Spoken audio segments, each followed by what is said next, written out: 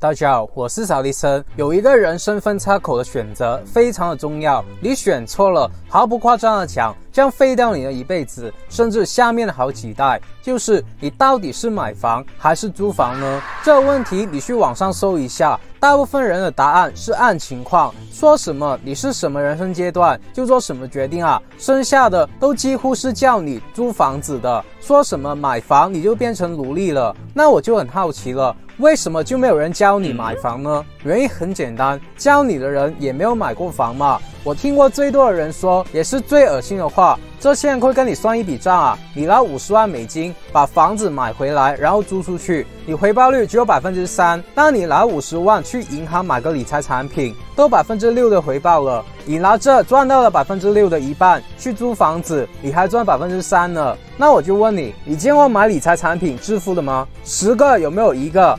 那你又见过买房子致富的吗？10个至少有8个吧。房子的回报率只有3%，谁说的？真相是10年前拿买房子的钱去买理财产品的人，现在都买不起房啊！这个就是真相啊，各位，我跟你们说的真心话。我是透过创业和投机赚到第一桶金没错，但我如今的财富都是靠投资房子背大的。很多人说买不起房子啊，那没钱，比如说我月薪1000美金，如何才能买得起房呢？我只问一句话，买一套房子你算过要多少钱吗？你以为一套售价50万美金的房子，你就要从口袋里面拿50万出来吗？我自己买50万的房，我从来都只需要拿1/10，甚至更少的钱出来啊。今天我会传授一个月薪1000美金也可以买房的借力方法。我直接说吧，买房是国家和银行帮助你致富的唯一途径。你不用这个跳板，你的下一代就要去打工，然后把薪水都拿去帮你这一代的人供房子。所以把租房合理化的人呢，其心不正。那么我刚才也说了，10个买房8个致富，也就是说闭着眼的新手都能够买对，但我们也不能闭着眼买啊，毕竟也不是一笔少钱啊。所以这部影片的后半部分，我会直接告诉你怎么布局买房，尤其是现在房价有调整的时候。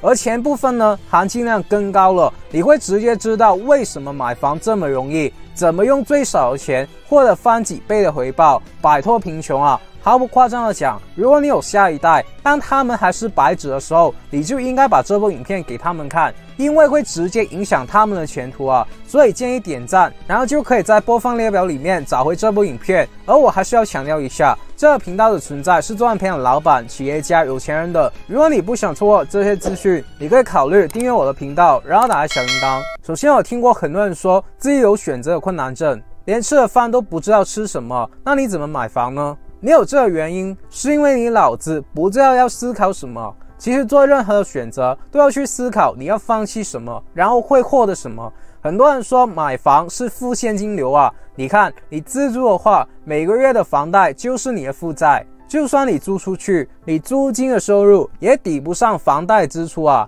你比如说每个月房贷是3000美金，租金可能也就2000，那么你每个月还是要从口袋额外拿1000出来供房子啊。富爸爸不是说要我们买资产远离负债吗？那么说这种话的人呢，肯定是没有买过房的，你知道吗？3000美金的房贷大概有超过一半你是可以取回来的。什么意思呢？比如说一套房子100万美金，假设你跟银行借了90万，那么你当然要还这90万的银行欠债，我们叫做本金，对吧？除此之外呢，银行要赚钱嘛，所以额外还要收你可能50万的利息。但重点是，银行可以让你分期还款，也就是说，你每个月还了3000美金里面，可能有2000是你欠银行90万的债。留意，这2000不是支出哦，因为当你把房子卖出去的时候，你就会收回这些本金。也就是说，钱虽然你现在是给了银行，当你在卖房子的时候，这些钱又会回到你的口袋，所以本质上这不是支出。这个很多人居然都不知道啊！所以你唯一的支出就是剩下的1000块美金，这个才是你额外要给的利息。简单来说就是，如果你把房子租出去，每个月的租金收回来2000，虽然你要给银行3000，但里面有2000你卖房的时候就可以取回来了。而你真正要付的钱呢，只有1000块的银行利息。2000收回来，真正要付1000，那你是不是直接赚了$1000啊？这是不是真的现金流啊？你听懂了吗？所以为什么买房然后租出去是稳赚的？因为你每个月都是真现金流啊，只不过账面上没有财商的人就会认为这是负债，因为你要给出去3000，比你收回来的钱还要多，你就会觉得这是入不敷出嘛。但有财商的人就知道，这3000里面的2000就等于是存钱的概念，将来是可以取回来的。而且按照过去的经验，你过几年取回来的时候，还不止取回你存的本金啊，因为房价通常都会翻几倍。如果你按照我之前买房教学影片去选择房子的话，那么单单是这贷款的概念，毫无疑问的证明买房就是我们人生的跳板。所以为什么我们一定要用房贷而不是全额付款呢？我告诉你，全额付款的人呢，都是没有财商的人。首先你全额付款代表什么？你很有钱嘛。那么当你很有钱的时候，谁会来找你啊？当然是国家的税局啊。你最好要交代清楚你的钱是从哪里来的，你有没有偷税漏税。那么我知道大家都是奉公守法的人，但是你这样被查一下，你也很麻烦了。你多多少少都要去请一些专业人士帮你解决这个问题，比如说律师和会计师。那么这些你给出去的钱呢，就可能供你付银行的利息了。所以所有的富人，尤其像李嘉诚那些搞房地产的，就算自己手上的资金是足够搞这个项目的，我们都必须是借钱的。你比如说我有1个亿，我要开发1个亿的项目，那么我也会去拿这1个亿去做抵押，再借1个亿回来。因为我用公司的名义去跟银行借钱的话，基本上什么时候要还，利息是多少，这些都是可以谈的。你比如说我这个项目1年后肯定赚钱，但我跟银行谈的条件说2年后才还给他，如果银行答应了，代表什么？代表了我自己手上的1个亿完全没有动过。这1个亿呢，是我的备用资金，有什么事我的现金流也足够，资金链也不会断。而我问银行借了1个亿，1年后赚了比如说2000万好了，但我还不需要还钱，再过1年我又赚了2000万，我才开始还一点点的本金加利息给银行啊。这样的生意对于富人来说是稳赚的。所以为什么我建议大家有事没事都开一家公司的原因。这样说你就懂了。我公司户口里面没有钱，我也是银行的高级客户，我到银行基本都不用排队的。但我个人户口里面有1个亿，我也是普通的顾客，我还是需要排队的。这个你听懂了吧？我本人的强项是教创业的，我认为财商是必须透过创业才可以提升的，因为这是最直接跟钱打交道的方法。如果你想透过买房致富的同时呢，再跟我学习创业，创造多一份的被动收入的话，我免费的为你准备了一个培训，你将会马上知道这几年新的赚钱趋势在什么地方，怎么可以做到24小时的带来被动收入。而整个过程呢，也只是通过互联网。这样听起来好像不可思议，事实上你听完了以后就不会感到诧异了，因为这个趋势你每天都已经接触到，只不过你是娱乐，而有的人在赚钱罢了。有兴趣的可以马上在影片描述栏上的第1条链接报名，免费的唯一门槛就是不能重播和有人数的限制。那为什么买房是国家和银行唯一帮助大家致富的项目呢？先说一下国家怎么帮你。他每一天都在做一件事，就是不断的印钱，让你手上的钞票贬值，导致通胀。那通胀怎么办呢？这个大家看我的频道都知道了，买房子抗通胀啊，房子是通胀最多的商品嘛。那么钱太多怎么办？就要借出去啊，你要吸引人借钱，你的利息就要低啊。所以现在你买房借钱的利息了，也就1%到2%左右，不同的地区不同，但肯定比通胀低啊。所以你知道房价是跟通胀挂钩的时候呢，你再去看现在美联储不是说加息嘛，那有的人就很怕房价会跌。那我问你，美联储加息的原因是什么？是怕通胀太厉害而已，是不是要搞到通缩啊？是不是要搞到你出去买个菜，以前卖10块，现在卖5块啊？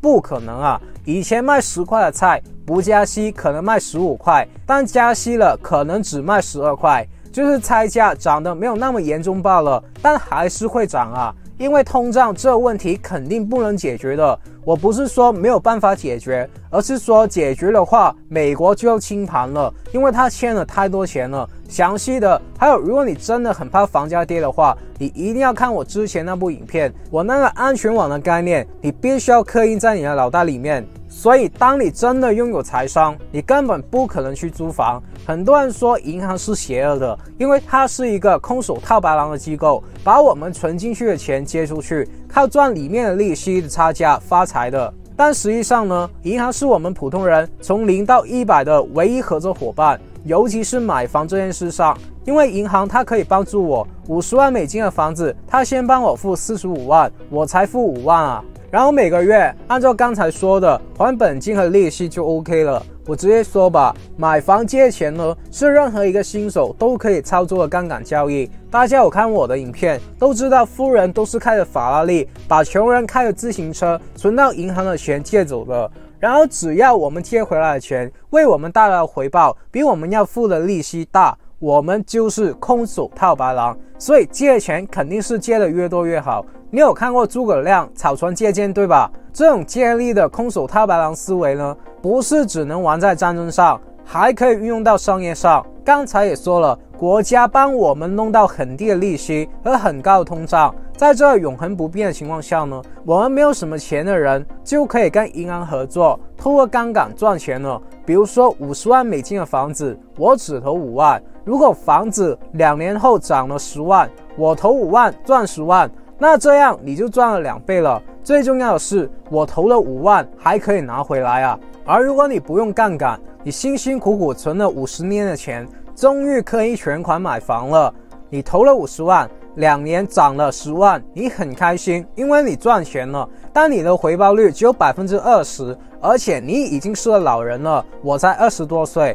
我回报率是2倍，我这样玩下去，30岁的时候就财富自由了，你怎么跟我比啊？那扫地僧，你永远都只是说涨的情况，跌的话玩杠杆怎么办呢？为什么我只看涨啊？因为这才是常例嘛，跌才是特例嘛。那如果真的像金融危机那样跌的，我问你，这种情况会维持多久呢？房价08、09年大跌嘛，那10年呢？不但涨回原来的位置，还突破以前的那个高位啊。那你试过把房子租出去吗？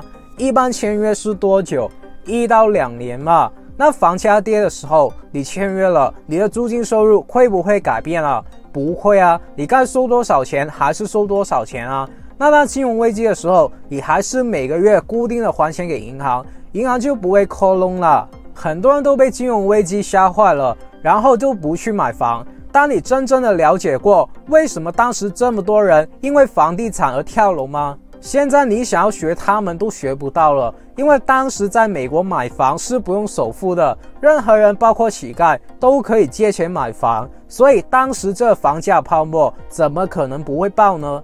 那现在呢？你能向银行借到钱就是你的本事了，因为银行不但会看你的收入，还会评估你买的房子有没有价值，然后才考虑要不要借钱给你。也就是说，你记着，只要银行能借钱给你，如果你通过了他们的评估，如果他们敢跟你合作，也代表着你这投资是稳赚的。当你害怕自己买房的位置不对的时候，当你害怕房价会跌的时候，你就看银行愿不愿意借钱给你嘛。银行比你更聪明吧，银行对于房价涨跌的资讯比你更快吧，借钱给你的那个人更怕你没有钱还吧。所以你别以为借钱很羞耻，借不到钱才羞耻呢。所以我这人基本上只喜欢做一项投资，那就是买房。房价跌是我们进入市场的最好时机，不同股票我都是投机的，因为股票理论上是可以跌到退市的，但房子不会。你记着，股票市场完蛋，经济虽然会受挫，但还可以运作。但如果房地产市场完蛋，那就可能全民失业了，因为这里面牵扯到非常多的行业啊。那么别以为这就完了，现在我会完全公开我跟银行借钱的策略。但听到这里，如果自住的话，为什么还是一定要买房而不是租房呢？很多人又不知道的一点，你的月供贷款啊，是越还越少的，是先苦后甜的。什么意思呢？你第一年可能还$3000，你30年后可能只需要还$1000啊。但如果你是租房子呢，大家都清楚了，房东基本上几年就要涨一次房价，也就是说你薪水越高，你要给的房租也就越高，这房子还不是你的，这你听懂了吧？那如果你融会贯通的话，我们向银行贷款的年期是越长越好，还是越短越好啊？比如说你借了45万的美金，你选择短期，分2年期还，你可能要给的总利息是15000，而你每个月要还2万美金。那如果你选择长期的，分30年还，你可能要给40万的利息好了，而你每个月要还$3000美金。那你怎么选？有些所谓的专家就会回复你，看你的收入情况。如果你每个月的收入有3万美金，那你就选择年期短的，因为你只需要给银行15000的利息嘛。反之，如果你的收入只有4000美金，那你就没得选啊，只能选长期的。我告诉你，这样的回答呢，简直是害人的，因为会让你觉得买房更加可怕了。你会觉得选年期短的月供就很贵，选年期长的又会亏利息给银行。那我会怎么操作呢？就算我收入100万美金一个月，我都是选择年期长的还款时间啊。为什么？刚才也说了，月供3000，如果我把房子租出去，我还是挣的现金流啊。但月供2万，我就是负的现金流了。而且之前的影片也说了，这点就很重要，因为我房子几年后赚钱就卖，我赚钱就跑了，我根本不会还30年的贷款。也就是说，持有房子30年期的总利息呢，虽然是40万，但我根本不可能持有一间房子30年啊。我也说了，买房是一个跳板，房子涨了我就套现了，我拿5万美金透过杠杆2年赚了10万回来，我还还什么贷款啊，对吧？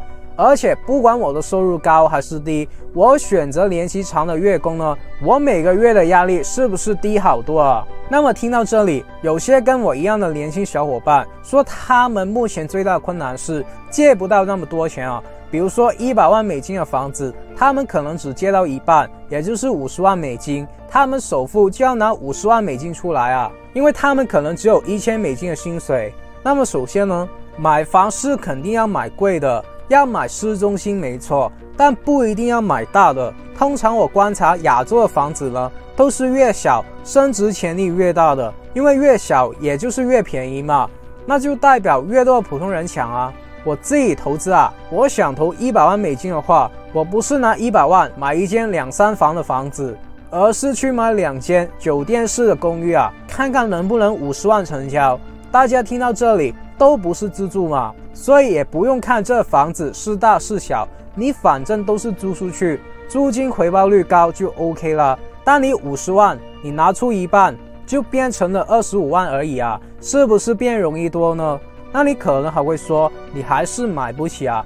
对啊，1000美金的薪水当然买不起啊，所以你要借的越多越好啊。怎么才能借多一点呢？找你的家人、爱人担保嘛，别听担保就觉得是在害人。实际上呢，你真的算明白我刚才说的那笔账，买房是挣现金流的话，基本上你是稳赚嘛。你也不是在赌博啊，你只是用你身边的人的收入证明作为担保，那你就有可能跟银行借到80%甚至90%的贷款了。届时50万的房子你才拿5万出来，然后你把月供的年期调到最大，也就是30年，你每个月还3000，你把房子租出去2000，你自己打工收入1000，刚好还得上。如果你坚持要自己供的话，当然可能要动用到你的存款，但你也是熬个几年，房子升值就卖出去，不升值你也可以卖出去，收回本金和租金的真现金流。但如果你有女朋友，有家人愿意跟你一起供房，那你基本上就没有什么压力了。千万不要觉得用到身边的人的钱就很羞耻，因为你们只是合伙，跟国家、跟银行一起投资而已。只要你们买房之前说清楚房子升值了，钱怎么分就 OK 了。记着，这样的行为呢，不是说你爸妈或者是你女朋友给你买房，你不是在坑老或者是靠女人啊，因为他们是有回报的，他们可以拿回属于他们的收益，只是说目前你还没有达到借钱买房的门槛，你想要借他们的利而已。大家听懂了吗？这些年有多少家庭因为一起买房、供房而致富的，而在他们都在赚钱的时候，感情也变得更好了，不是吗？所以我现在直接指条路给你啊！如果你现在有地方租的，比如说你跟家人住的，你就可以问你的家人有没有可能一起合伙投资房子啊。买完之后就租出去，赚真的现金流，2年后升值，就透过我之前影片讲的置换，或者是卖出去，把现金掏出来之后，再买2间房子，1间自住，1间出租，对吧？所以为什么我说财富自由很容易，就是这么玩的。但这是我给予月薪$1000的兄弟姐妹的思路。如果你日入1000，玩法当然是随你自己定啊。那么在如今这互联网的时代，日入1000很难吗？真的，你一定要走进我的免费培训，我会把一个系统介绍给你，而这个系统呢是完全可以复制的，就像麦当劳一样，每家分店都不同，但里面的运营的方法都是一样的。我认为有效创业方法就应该是这样子，这也是我存在的目的，我就是每天研究这个的。而里面的系统呢，绝对不是说想到就说的，都是经过我本人亲自实践的，所以你一定要在描述栏上的第1条连接进去报名，希望可以在有限的免费名额看到你。不过听到这里啊，是不是只买房不租房呢？有没有例外的情况呢？我问你，如果你有1000万美金，那你会买什么样的房子呢？我看到很多暴发户啊，他们都会去选择买豪宅，然后在里面夜夜笙歌啊。我知道很爽，男人嘛，但我自己目前为止呢，都很难去接受买豪宅的，尤其是只有1000万美金的时候。你知道豪宅的特性吗？升值非常的慢啊，而且一手非常的困难啊。为什么？贵啊！1000万的豪宅有多少人买得起啊？买得起的那些人为什么要买你二手的，对吧？所以买房一定要买贵的，但不要买太贵，贵到大部分的人都买不起的豪宅。什么叫做大部分人都买不起呢？你去看它有多少成交量就知道了。没人接盘的房子，就算房价一直涨，你也是亏的，你的风险也是很大的。那是不是说我们不住豪宅呢？非也，通常豪宅的租金都不贵，但比市区的贵一点。当你有1000万美金的话，绝对消费得起。我就算拿900万全额去买10套房子，剩下100万全拿去租豪宅住，我住到我驾鹤西去的那天，可能都花不完这100万。但我买的那10套房，可能到那天就帮我赚回来2000万美金了。如果我用杠杆，甚至还不止这个数。大家能融会贯通今天这部影片吗？这真的绝对值得你多看几遍啊！因为不像外面，这些都全是实际操作过的经验告诉你的。而其实这些对大家来说难吗？理论大家多听几遍都能听懂，但大家就是有一个心魔，这心魔是被长期以来的那些新闻啊、媒体啊、那些没有买过房的人把你洗脑的。他们让你恐惧，连第一步去了解自己怎么样才能承受一间房子都走不出去。其实买房真的没有那么难，难就难在你以为很难。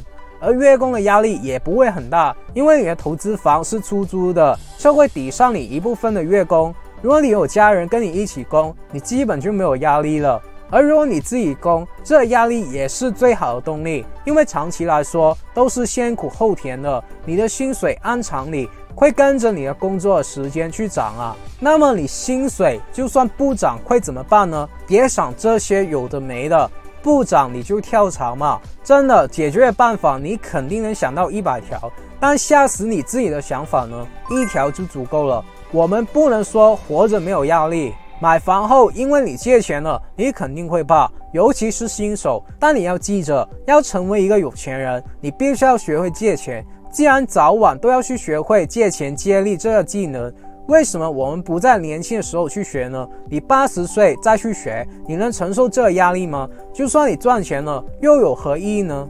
压力是我们人生前进的动力，大家都是成年人了，你不能说奢求每天都无忧无虑的生活。有这些想法的人呢，都是没有活透，就是对整个地球社会没有贡献。记着，买房是少数国家和银行帮助我们往上流的工具，而你的身价如果没有1000万，都不配租房啊。好了，有什么问题可以给我留言，只要你们能在我今天说的内容里面找到1-2句话是有用的，能够帮助自己的人生过得好一些，我就心满意足了。那么如果你不想错过任何关于成为富人、企业家、投资家、达到财富自由的免费信息，我还是呼吁你订阅我的频道，然后打开小铃铛，然后无私的把影片分享出去。我真心的祝福为这部影片点赞的兄弟姐妹们早日达到财富自由。好了，我们下礼拜不见不散，拜。